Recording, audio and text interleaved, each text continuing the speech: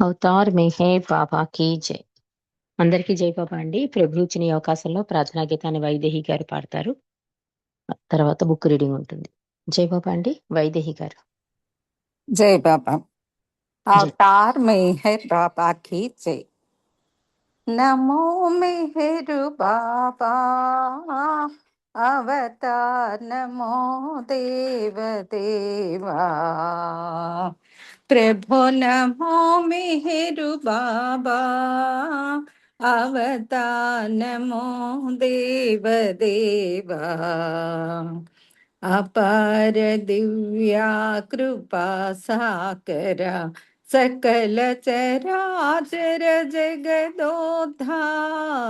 नमो मेहरु बाबा, अवतार नमो देव देवा। प्रभु नमो मेहरु बाबा, अवतार नमो देव देवा। జోహారులివే శ్రీ మేహేరు బాబా, మహిని జనించిన మానవ రూపా, ఇహ పరానంద జీవనమీవా, భవ భయ భంజన పరమ పావన। నమో మెహరు బాబా, అవతార్ నమో దేవ దేవా। प्रभु नमो मेहरु बाबा, अवतार नमो देव देवा। अज्ञानान्धतनन्तमुजेसि, दिव्य विज्ञान दृष्टिनो संगी, अरिषड्वर्गं बन्तरिंपगा, अव्ययमोक्षं बनुग्रहिंपुमु। नमो मेहरु बाबा, अवतार नमो देव देवा। प्रभु नमो मेहरु बाबा, अवतार नमो देव देवा। जय मेहर बाबा जय, जय मेहर बाबा जय, जय मेहर बाबा जय। अवतार मेहर बाबा की जय। जय बाबा। జై బాబా అండి. వైదేహి గారు చక్కటి ప్రార్థనా గీతంతో ఈ రోజు సహవాస్ ప్రారంభించినందుకు జై మెహర్ బాబా. బుక్ రీడింగ్ అనంతరం అరుణ రవీంద్ర గారు ప్రభుకి హారతిస్తారు. అవతార్ మెహర్ బాబాకి జై. మనం గత కొన్ని రోజులుగా సద్గురు కార్యసరళి అనే గ్రంథంలోని విశేషాలు తెలుసుకుంటున్నాం. నిన్నటి రోజు బాబా పశ్చాత్తాప ప్రార్థన గురించి, అంటే బాబా ఏం చెప్తున్నారు అంటే, కపటాన్ని పూర్తిగా హృదయంలోంచి తీసేయాలి. అందరూ ఒకటే, ఒక పెద్ద కుటుంబం. మనమందరం ఒక్కటే, అంటే మనమందరం కూడా ఒకే హృదయాన్ని కలిగి ఉండాలి. పరిశుద్ధమైన హృదయంతో అపోహలకు, భేదాభిప్రాయాలకు, పరుల మనస్సు నొప్పించినందుకు తన తప్పులకు క్షమించమని భగవంతుని కోరుకుందాం. బాబాకి ఉన్న అనంతమైన ఓర్పులో 100వ వంతు ఓర్పును భగవంతుడు మీకు ప్రసాదించుగా. కానీ బాబా అలా భగవంతుని ప్రార్థిద్దామని బాబా చెప్పిన సంగతి నిన్న తెలుసుకున్నామండి. ఈరోజు విషయంలోకి వద్దాం. ఈ అమెరికాలో ఉన్నారు బాబా. ఆ పర్యటన విశేషాలని జ్యూస్ మనతో షేర్ చేసుకుంటున్నారు. ఈరోజు ఏంటంటే అందరూ ఒక్కొక్కరే వచ్చి తనను ఆలింగనం చేసుకోమని చెప్పారట బాబా. అలా అందరూ వచ్చి బాబాని ఆలింగనం చేసుకున్నారు. తర్వాత బాబా డాక్టర్ బెన్హేమ్‌ను అతడు దేనికి అసంతృప్తి చెందుతాడో చెప్పమన్నారు. డాక్టర్ బెన్ను తాను భగవద్వచన గ్రంథ ప్రచారానికి $2000, డాక్యుమెంటరీ ఫిలిం తీయడానికి $500 విరాళం ఇచ్చానని చెప్పాడు. ఆ సొమ్మును నేను సక్రమంగా ఖర్చు పెట్టానని అతడు భావించడం లేదు. ఆ సొమ్ము తనకు తిరిగి ఇచ్చేయమంటున్నాడు. వెంటనే చార్మియాను ఇంకా పూర్తి కాని ఫిలిమున కెమెరా తెచ్చి అతనికి ఇచ్చివేసింది. అంటే ఈ భగవద్వచనం పుస్తకం విషయంలో జరిగిన ఒక చిన్న మనస్పర్ధ గురించి మాట్లాడుతున్నారు ఇక్కడ. ఇలా అతను అనగానే చార్మియాన్ ఏం చేసింట, సగం తీసింది కదా ఫిలిము, అది తీసుకొచ్చి ఇచ్చేసింట. నేను ఖర్చు చేసిన ప్రతి పైసాకి లెక్కలున్నాయి. అయితే ఇప్పుడు అవి నా దగ్గర లేవు, ఇంటి దగ్గర ఉన్నాయి. ఈ సహవాసులో నాలోని శక్తిని, ఆహాన్ని పూర్తిగా ఖర్చు పెట్టేసింది అని అన్నారట. ఇక్కడ సప్లిమెంటరీలో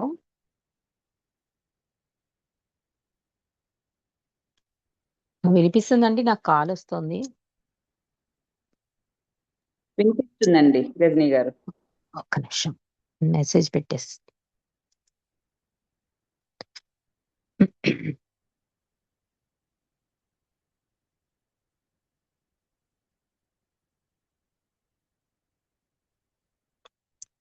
యా. ఇక్కడ సప్లిమెంటరీలో ఏం తెలియజేస్తున్నారు అంటే kitty Devi, Dada Chanji and ఆదికే రాణి తెలియజేస్తున్నారు ఈ ఈ మనస్పర్ధల గురించి. ఏ విధమైన అసాధారణ సంఘటన లేకుండా బాబా కార్యక్రమాలు నెరవేరవు. బాబా కార్యక్రమాలలో ఇటువంటి వ్యక్తిగతమైన లేదా సామూహికమైన సంఘటనల ద్వారా బాబా వారి ఆంతరిక కార్యక్రమం నెరవేరుతుంది. అప్పుడు ఉత్పన్నమైన శక్తిని సంబంధికులందరకు శిక్షణగా వినియోగిస్తారు. తాత్కాలికంగా కృంగుబాటుతనం అనుభవించినా అది వారిని బాబాకు మరింత దగ్గరగా చేరుస్తుంది అని కిట్టిడేవ్ అంటూ, మాలో భేదాభిప్రాయాలు చెలరేగి తీవ్రమైన వాదోపవాదాలతో కోపం తారస్థాయికి చేరుకుని తిట్ల పురాణం ప్రారంభమైనప్పుడు బాబా ఏమీ కలగజేసుకోకుండా ఉండి ఆనందిస్తూ ఉండేవారు. అంతేకాదు అప్పుడప్పుడు అగ్నిలో ఆజ్యం కూడా పోస్తూ ఉండేవారు. మాలోని భావాలను పైకి పెకిరించి తెచ్చేవారు. అంతా సద్దుమణిగాక 2 వర్గాలను పిలిపించి వారి వాదనలోని మంచి అంశాలను ప్రోత్సహించేవారు. చివరికి ఇరు వర్గాలు ఒకరినొకరు క్షమించుకుని షేక్ హ్యాండ్తో ఆలింగనం చేసుకునేవారు. బాబా మాతో ఎలా ఉండేవారు అనే ప్రశ్నకు ఇది జవాబు అని చెప్తోంది కిట్టి. అడుగుతారు కదా, బాబా మీతో ఎలా ఉన్నారు, చనువుగా ఉన్నారా అని అడుగుతూ ఉంటారు కదా. ఎప్పుడు మనం ఏమనుకుంటామంటే భగవంతుడి సమక్షంలో ఆయన దర్శనం, ఆలింగనాలు, ప్రసాదాలు, సందేశాలు ఇదే కాదండి. అందుకే దైవీ మానవుడు అన్నారు బాబా. అంటే మనలో ఉన్న సంస్కారాలు కోకటి వేళ్ళతో పికిలించడం కూడా ఆయన బాధ్యతగా తీసుకుంటాడు. అందుకని ఇలా చిన్న చిన్న మనస్పర్ధలు వచ్చి వాడు గొడవలు పడుతుంటే బాబా ఆనందించేవారట. ఎందుకంటే ఇవన్నీ కూడా శాశ్వతం కాదని ఆయనకి తెలుసు. మనకి తెలియజేయడం కోసం అది పీక్ స్థాయికి వచ్చాక అది సద్దుమణిగాక అప్పుడు అందులో అంశాలు ఏది కరెక్టు, ఏది అబద్ధం అనేది చెప్పి మళ్ళీ వాళ్ళిద్దరూ కలుసుకునేలా, అంటే జీవితాంతం విడిపోతూ ఉంటారు కొంతమంది చిన్న మనస్పర్ధకే. అలా కాకుండా అది మళ్ళీ సంస్కారం అయిపోతుంది. మళ్ళీ జన్మకు పునాది అయిపోతుంది. అందుకని బాబా మళ్ళీ వాళ్ళిద్దరూ షేక్ హ్యాండ్ ఇచ్చుకోవడం, మంచి స్నేహితులైపోయేలా చేసేవారట బాబా. అంటే బాబా మాతో ఇలా కూడా ఉండేవారు అని కిట్టిడేవి చెప్తోంది. దాదాచాంజీ అంటున్నాడు, గురువు వ్యతిరేకతలను సృష్టించి ఆ గందరగోళం వలన ఉత్పన్నమైన శక్తి ద్వారా తన కార్యక్రమాన్ని నెరవేర్చుకుంటాడు. అదేవిధంగా ఆ కార్యక్రమంలో భాగస్వాములైన వ్యక్తులు తన శిష్యులైనా సరే కాకపోయినా సరే వారికి ఆధ్యాత్మిక లబ్ధిని చేకూరుస్తారు అని దాదాచాందీ చెప్తున్నాడు. ఇక ఆదికే రాణి అంటారు, బాబా తరచూ విభిన్న మనస్తత్వాలు గల వ్యక్తులను ఒకచోట చేర్చేవారు.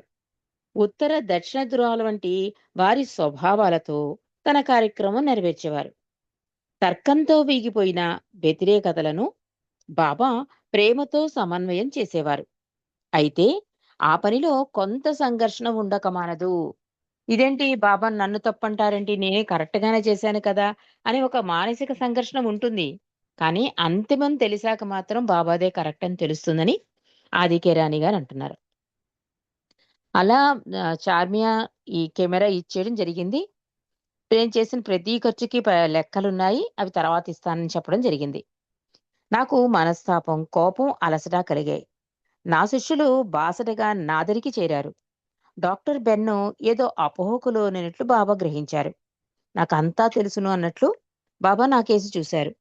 ఆ విధంగా ప్రేమ సామరస్యాలతో జీవించమని చెప్పిన పిమ్మట మేయర్ ఫుడ్స్ కి వెళ్ళడానికి బాబా సమ్మతించారు. ఆగస్టు 7వ తేదీన విమానంలో ఆస్ట్రేలియాకి బయలుదేరారు. బాబా ఆస్ట్రేలియా పర్యటన వివరాలు అది నాకు తెలియజేశాడు. అది మీకు తెలియపరుస్తున్నాను అంటున్నారు జోస్. భారతదేశంలో బాబా దర్శనానికి పట్టణాల నుంచి, పరిసర గ్రామాల నుంచి బాబా దర్శనం కోసం జనాలు వస్తూ ఉండేవారు. అలా వచ్చిన ముగ్గురు వ్యక్తుల గురించి బాబా ఇలా తెలియజేశారు. ఒకడు బాబాను దర్శించుకుని తనకేమీ అక్కర్లేదు అన్నాడు. బాబా చాలా సంతోషించారు. తర్వాత అతను మొదలెట్టాడు. బాబా, నా ఆరోగ్యం సరిగ్గా ఉండటం లేదు. మంచి ఆరోగ్యం కావాలి. అంతకు మించి మరేమొద్దు బాబా అన్నాడు. ఆ తర్వాత అతడు తన కష్టాలను ఏకరువు పెట్టాడు. చివరగా బాబా, నాకు మరి ఇంకేమొద్దు అన్నాడు. ఒక చిన్న కోరిక, నాకు దేవుడు కావాలి అన్నాడు. అంతా విన్నాక బాబా, ఇతనికి ఆరోగ్యం కావాలి, కుటుంబ పోషణకు డబ్బు కావాలి, చివరిగా దేవుడు కావాలి, అంతకు మించి మరేం అక్కర్లేదు అంటున్నాడని బాబా అన్నారు. అంటే ఈ అన్నీ ఒక చోట ఎలా కుదురుతాయి? కర్మ ఫలాలుంటాయి, అనుభవించవలసి ఉంటుంది. అంతా కంఫర్ట్ జోన్‌లో ఉంటూ దేవుడు కావాలి అంటున్నాడు. అది కుదరదు కదా! అందుకని బాబా అంటున్నారు. అంటే ఆయన దగ్గరికొచ్చిన ముగ్గురు వ్యక్తుల గురించి చెప్తున్నారు. ఒకడొచ్చాడు దేవుడు కావాలని, దేవుడితో పాటు కంఫర్ట్ జోన్ కూడా కావాలన్నట. ఇక రెండో వ్యక్తి, తనకి తిండి, బట్ట ఇస్తే బాబాతోనే ఉండిపోయి సేవ చేసుకుంటాను అన్నాడు. బాబా దగ్గరకు వచ్చే అందరూ తిండి కోసమో, బట్టల కోసమో రారు. చాలామంది బాబా ఎడల, దేవుని ఎడల ప్రేమ కోసమో లేదా భౌతికమైన కోరికలతో పాటు దేవుని కోసమో వస్తూ ఉంటారు. సరే, ఇతనిని బాబా తనతో ఉండమన్నారు. ఒక అరగంట పోయిన తర్వాత అతడు బాబాతో తనకు కొన్ని అప్పులున్నాయి, అవి తీరాక వస్తానని చెప్పి ఉడాయించాడు. ముందేమన్నాడు? తిండి బట్ట కావాలి, అవి ఇచ్చేస్తే నీ దగ్గర ఉండిపోతానన్నాడు. సరే, దేవుడి దగ్గర నుంచి వచ్చినవాళ్ళు ప్రతి వాళ్ళు ఏదో ఒక కోరికతో వస్తారు. కానీ కోరిక కోసం వచ్చి వెళ్ళిపోతారు. కానీ ఇతను అలా అంటలేదు కదా! తనకున్న బాధ చెప్పాడు. అది తీర్చేస్తే ఉంటానన్నాడు కదా అని బాబా ఓకే అన్నారు. కానీ అరగంటకే మళ్ళీ అతనన్నట్ట, అంటే అది నచ్చలేదు. ఆ ఫుడ్డు, ఆ అట్మాస్ఫియర్ నచ్చలేదు. అందుకని అది వంకబెట్టేసి నా అప్పులు తీర్చుకున్నాకొస్తాను బాబా అని ఎళ్ళిపోయాట. ఇక మూడో వ్యక్తి, అతని పేరు ప్లేడరు. బాబాని భగవత్ సాక్షాత్కారం కావాలని కోరాడు. ఇంకేమైనా కావాలా అని అడిగితే మరేమీ వద్దు అన్నాడు. అతనిని ఏకధాటిగా 3 ఏళ్ల పాటు ఒక గదిలో కేవలం పాలు మాత్రమే తాగి ఉండమన్నారు బాబా. అతడు అలాగే చేశాడు. ధైర్యంతో బాబా ఆజ్ఞను పాటించాడు. ఒకసారి అతని గదిలోకి తాచుపాము వచ్చింది. ఇంటి కప్పుకి వేళ్లాడుతూ 3 రోజులు ఉంది. అతడు భయపడలేదు. మూడో రోజున పాలు తీసుకువచ్చిన వ్యక్తికి త్రాచుపాముని చూపించాడు. అతడు దానిని చంపేశాడు. బాబా ఇంకా ఇలా అన్నారు. నా యెడల మీకుండే ప్రేమలో ఏ విధమైన కోరికలు, అంటే ఇది కావాలి, అది కావాలని అడగకూడదు. ఈ కావాలి అనే కోరిక నన్ను, నన్ను నేను తెలుసుకోవాలని కలిగిన ప్రథమ కోరికతో ప్రారంభమైంది. ఈ ప్రథమ కోరిక నుండి అనేక భ్రమాన్వితమైన కోరికలు పుట్టుకువచ్చాయి. అంటే తొంటరి కోడిపిల్ల కథ మనకు గుర్తు రావాలి. అక్కడి నుంచి విడిపోవడం వల్లే కదా నేనెవరో అని ప్రయాణం మొదలెట్టడం. అదే ప్రథమ కోరిక, అదే ఇంత దాకా తీసుకొచ్చిందని చెప్తున్నారు బాబా. ఈ ప్రథమ కోరిక నుండి అనేక భ్రమాన్వితమైన కోరికలు పుట్టుకొచ్చాయి. ఈ కోరికలకు అంతులేదు. పరిణామావస్థలోని అనేక కోరికలకు విసుగు చెంది చివరకు నాకేమీ వద్దు అనే స్థితి కలిగినప్పుడు ఈ ప్రథమ ప్రశ్న నేనెవరు అనే దానికి నేను భగవంతుడను అనే సమాధానం దొరుకుతుంది. కానీ నేను భగవంతుడు అనే సమాధానం కోసం మనం చూడటంలే. నేను, నా కంఫర్ట్, నాకు కావాలి, నేనే చెయ్యాలి. ఈ నేనుతో మమైకమైపోతున్నాను తప్ప, ఈ నేనెవరు అనే ప్రశ్న మీద కనుక మీరు కాన్సంట్రేషన్ చేస్తే ఆ సమాధానం దొరుకుతుంది. అప్పుడు ఈ నేనెవరు అంటే, నేను భగవంతుడను అని చెప్పగలిగే సమాధానం దొరుకుతుంది అని బాబా చెప్తున్నారు. మరో ప్రసంగంలో బాబా ఇలా తెలియజేస్తున్నారు. ఆందోళన చెందకండి. ఆందోళన పేరుకొని పోయి బలపడుతుంది. ఆందోళనకు గల కారణం పోయిన తర్వాత కూడా ఆందోళన చెందడం అలవాటైపోతుంది అన్నారు. బాబా డోంట్ వర్రీ, బీ హ్యాపీ అని చెప్తున్నారు. మనం చెప్పేస్తున్నాం, కానీ వర్రీ అవుతూనే ఉన్నాం. అందుకని బాబా ఏం చెప్తున్నారు? ఇది అంతర్గతంలో ఉండాలి. ఈ డోంట్ వర్రీ, బీ హ్యాపీ అనేది పెదాల దగ్గర కాకుండా అంతర్గతంగా, అంటే నాలో ఉన్న నాకు భగవంతుడి నీడుంది, తోడుంది అనే ధైర్యంతో, అది మనస్ఫూర్తిగా, అందుకే నిజాయితీగా అంటారు ప్రతిదీ కూడా బావ. పరిపూర్ణం అంటారు. 7 రియాలిటీస్ ఇచ్చింది అందుకే. ఎప్పుడైతే నువ్వు పరిపూర్ణంగా, నిజాయితీగా ఈ ఆందోళన నాలో లేదు, తండ్రి అండ నాకుంది అనుకున్నావనుకోండి, అప్పుడు నిజంగా నీకు ఆందోళన వచ్చినా కూడా పడవు. అలవాటైపోదు, పడదు. ఆందోళన పడవు. అంటే వర్రీ అవ్వవు. కానీ నువ్వేం చేస్తున్నావు? ఆందోళన లేదు లేదు అంటూనే అంతర్గతంలో ఆందోళన బలపరుచుకుంటున్నావు. దీనివల్ల ఏమవుతుంది?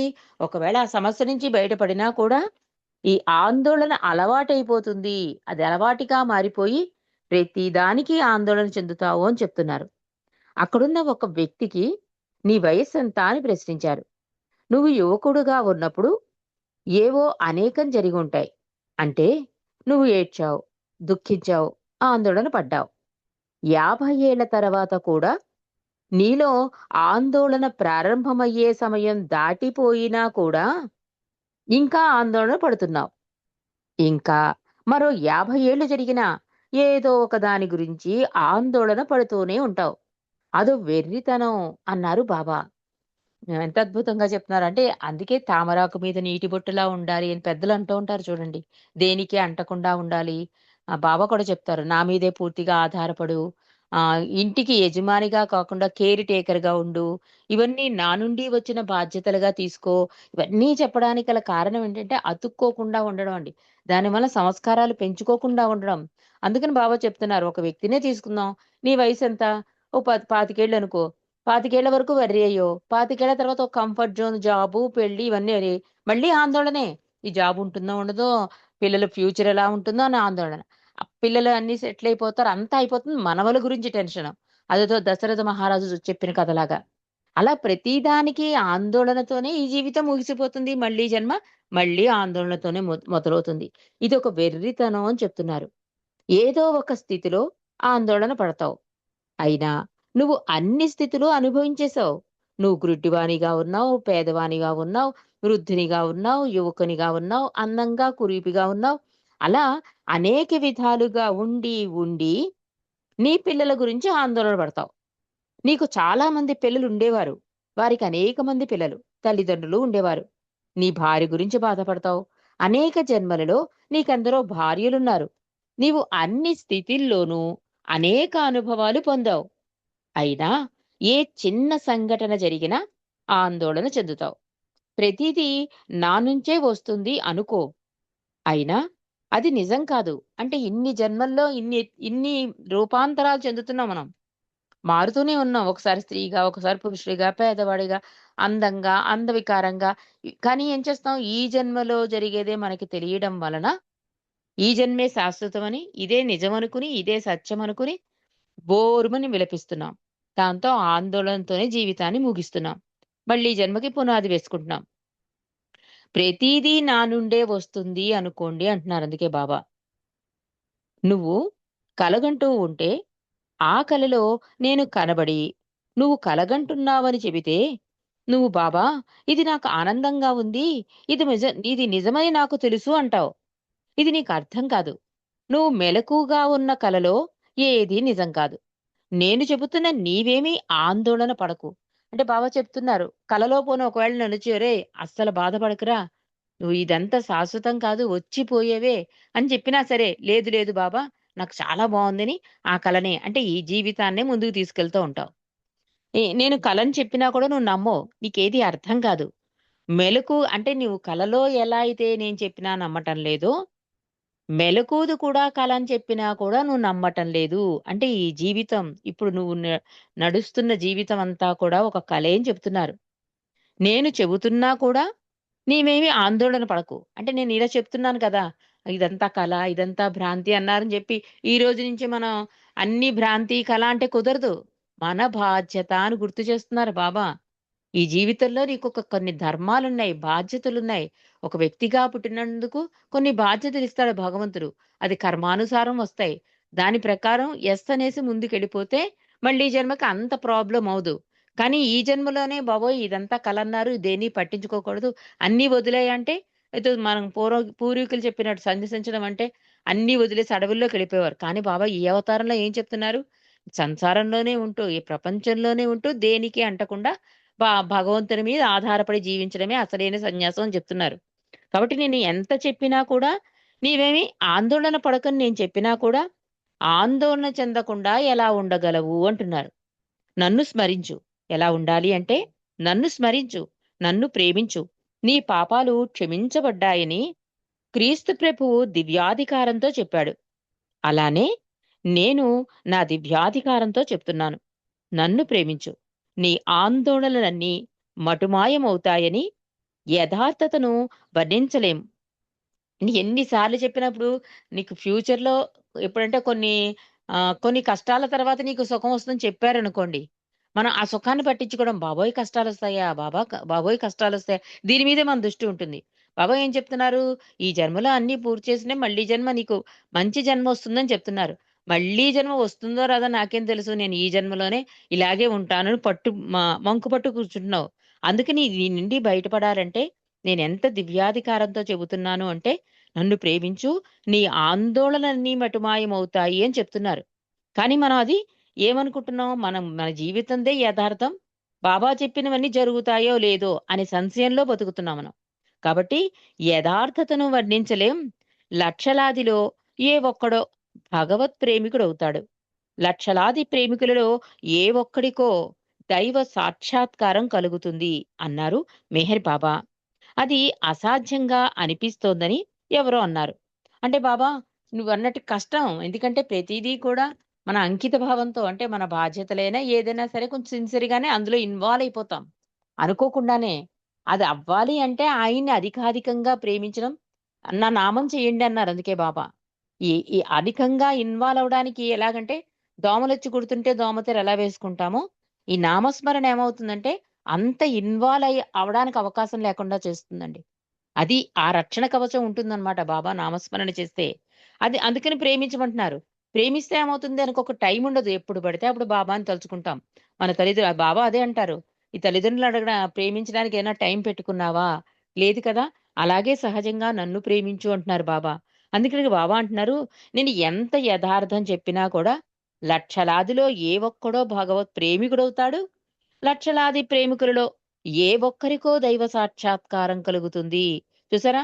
భగవత్ ప్రేమికుడైపోయిన వెంటనే భగవత్ సాక్షాత్కారం వస్తుందని చెప్పట్లేదు బాబా. అలా లక్షలాది ప్రేమికుల్లో ఏ ఒక్కడికో భగవత్ సాక్షాత్కారం కలుగుతుంది అంటున్నారు. అది అసాధ్యంగా అనిపిస్తోంది బాబా అన్నట్ట. దానికి బాబా ఆ అనుభవం పొందడానికి నేనిక్కడ ఉన్నందున నీకు సులభమవుతుంది. అందుకనే నన్ను ప్రేమించమని చెబుతున్నాను. అందుకే భగవంతుడు అవతారుడుగా వచ్చినప్పుడు భగవంతుడికి, సాధకుడికి ఒక వారధిగా నిలుస్తాను అని బాబాయే స్వయంగా చెప్పారు. వారధిగా నిలవడం అంటే దారి చూపించడం కాదండి. ఆయనే సూచించి, ఆచరించి చూపిస్తాడు. నువ్వు భగవంతుని దెస తిరిగితే ఎంత అద్భుతంగా ఉంటుంది. భగవంతుని మీద ఆధారపడితే ఇలా ఉంటుంది జీవితం అని ఆయనే సూచించి, ఆచరించి చెప్పిన సందేశాలు, నవజీవనం ఇవన్నీ కూడా మనకి మార్గదర్శకాలమాట. అవతారుడిగా వచ్చినప్పుడు ఒక రాముడిగా, కృష్ణుడిగా, క్రీస్తుగా భగవంతుడు వచ్చినప్పుడల్లా భగవంతునికి, మనకి అంటే సాధకులకి కూడా అంటే భగవంతుడే కావాలనుకున్న వాడికి ఆ ఆచరణ చూపించి వెళ్తాడన్నమాట భగవంతుడు. కాబట్టి బాబా ఏం చెప్తున్నారు? లక్షలాది ప్రేమికులలో ఒక్కరికే భగవత్ సాక్షాత్కారం వస్తుంది అంటే, అది చాలా కష్టం కదా! అంటే బాబా అంటున్నారు, అందుకే కదా నేనొచ్చింది. నేనొచ్చినప్పుడు నా కొంగు పట్టుకుంటే నీకు సులభతరం అవుతుంది. ఈ భూమికలు, ఈ గందరగోళాలు ఇవేమీ అవసరం లే. నా కొంగు గట్టిగా పట్టుకో. అందుకే మూడో ప్రార్థనలో అధికాధికంగా ప్రేమించండి. నా కొంగు పట్టుకోండి. చిట్ట చివరి వరకు అన్న పదం ఎందుకు బాబా అద్భుతంగా వాడారు అంటే, మనం ఈ జన్మ అనుకుంటున్నాం. కాదు. ఈ ఆత్మ ప్రయాణమే ఆయనకి కావాలి తప్ప మనం కాదండి ఆయనకి కావాల్సింది. ప్రతి ఆత్మని పరమాత్మలో కలపడం ఒక ధ్యేయంగా పెట్టుకొని, భగవంతుడి అవసరం లేకపోయినా మానవ రూపధారిగా వచ్చి, కష్టాలు పడుతూ, మనకన్నా ఎక్కువగా బాధలు పడుతూ, సంస్కారాల భారాన్ని మోస్తూ, కారు యాక్సిడెంట్లు, నవజీవనం, మౌనం, ఏకాంతవాసాలు, ఉపవాసాలు ఇన్ని విశ్వ కార్యక్రమాలు చేశారంటే ఆయన కోసమే కాదు. కేవలం మానవ కళ్యాణం కోసమే ప్రభువు చేశాడు అన్న విషయం మనం రోజు ప్రార్థనతో పాటు ఇవి తలుచుకోవాలి. ఎంత త్యాగ నిరతిని చూపిస్తున్నాడు భగవంతుడని తలుచుకోవాలి. కాబట్టి బాబా అంటున్నారు, నీ అవతారంలో ఉండగానే నన్ను పట్టుకుంటే అది సులభమైపోతుంది అని బాబా తెలియజేస్తున్నారు. మరి మిగిలిన విషయాలు రేపు మనం తెలుసుకుందామండి. అవతార్ మెహర్ బాబా కీ జై. జై బాబా అండి. నేను అరుణ గారు, అరుణ రవీంద్ర గారు. జై బాబా. జై బాబా అండి. జై బాబా.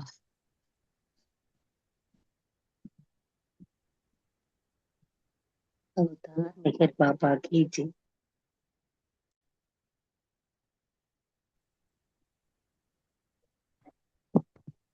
దేవాదిదేవా ప్రేమ స్వభావా ప్రభు మెహరు బాబా ప్రియతమా మనసు హారతి దే ప్రియతమా మనసు హారతి దే దేవాదిదేవా ప్రేమ స్వభావా ప్రభు మెహరు బాబా ప్రియతమా మనసు హారతి దే ప్రియతమా మనసు హారతి దే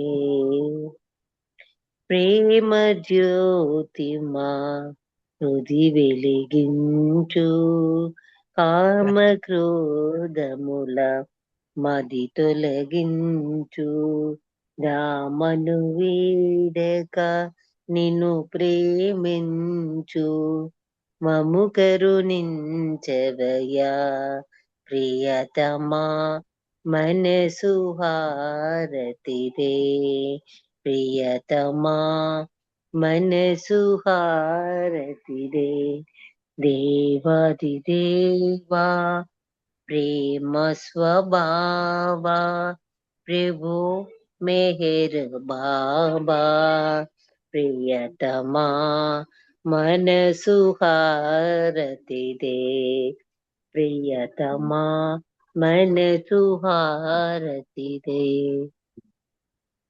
నీ దివ్య నామమే మదిని స్మరించు నీ దివ్య రూపమే హృది తిలకించు నీ దివ్య పదములే ఆరాధించు మము కరుణించవయ్యా ప్రియతమా మనసు హారతి రే ప్రియతమా మనసు హారతి దే దేవాదిదేవా ప్రేమ స్వభావా ప్రభు మెహరు బాబా ప్రియతమా మనసు హారతి దే ప్రియతమా మనసు హారతి దే అహంకారము హారతి కాగా ఇహమే పరమై ప్రకాశించగా పాహి శరణు సాయుధ్యము పొందగా మము కరుణించవయ్యా ప్రియతమా మనసు హారతి దే ప్రియతమా మనసు హారతి దే దేవాదిదేవా ప్రేమ స్వభావా ప్రభు మెహరు బాబా ప్రియతమా మనసు హారతి దే ప్రియతమా మనసు హారతి దే. ధన్యులం బాబా, ధన్యవాదాలు మెహర్ ప్రీతమ్మా. అందరికి జై బాబా. మెహర్ డియర్ గారు మీకు జై బాబా. జై బాబా అండి, అందరికీ జై బాబా. జై బాబా మేడం, జై చక్కటి బాబా విషయాలు అండి. తెలియజేశారు. జై బాబా అండి, అందరికీ జై బాబా అండి. అందరికీ జై బాబా అండి. జై బాబా. జై బాబా అండి. జై బాబా అండి అందరు.